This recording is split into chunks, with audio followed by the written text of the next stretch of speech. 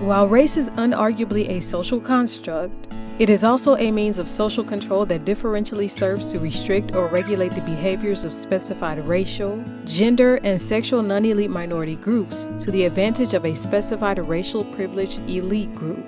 That is, the systems of inequality and oppression must be preserved and perpetuated by societal control mechanisms to benefit the racially privileged elite group.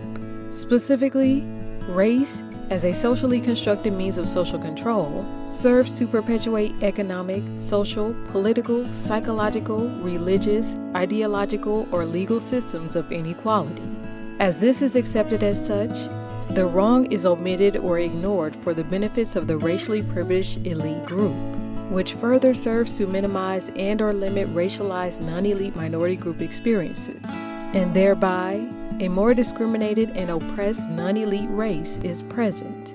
So, race is a multi-layered, multi-dimensional beast that, although socially constructed, has a momentum and inertia of its own. The deeper we go, the more we see.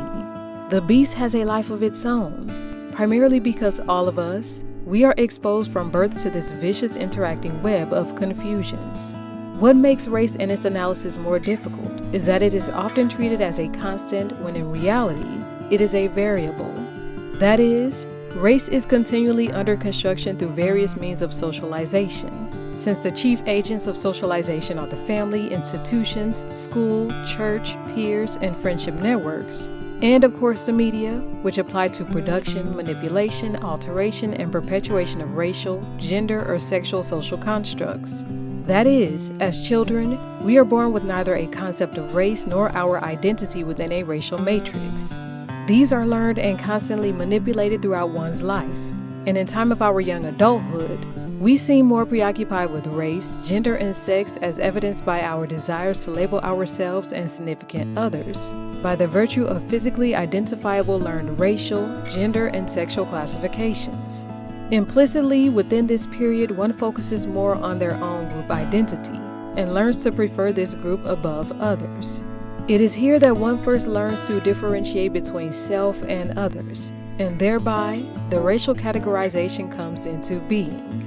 In this process of differentiation, we learn the biases implicitly and explicitly projected by our agents of socialization. Thus, racialization, the process by which groups are racially coded, must be continually reproduced if it is to survive social transformations. The interaction of these characterizations with those presented, either implicitly or explicitly, through national culture, school, church, peers, and friendship networks, and the media serves to preserve and/or modify one's attitudes with reference to other racial identities.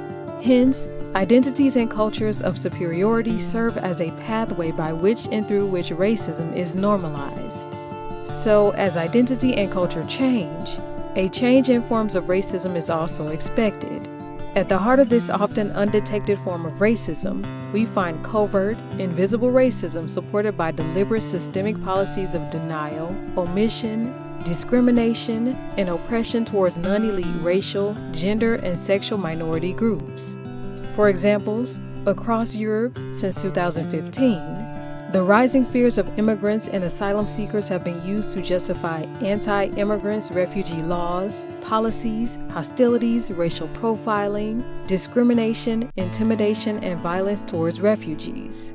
That is, xenophobic fears have surfaced within Europe, and racial codes are being used to justify racial prejudices and discriminatory behaviors towards refugees.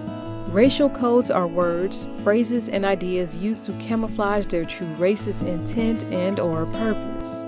Crime and welfare are racial codes frequently used by white Europeans to stigmatize and thus marginalize immigrants and asylum seekers, which is how the politicians and the media utilize racially coded messages to the disadvantage of settled migrants and refugees. So, white Europeans' racism has evolved from its nastier blatant forms to respectable racism. It is no longer fashionable in what is deemed to be a polite conversation to explicitly race bait.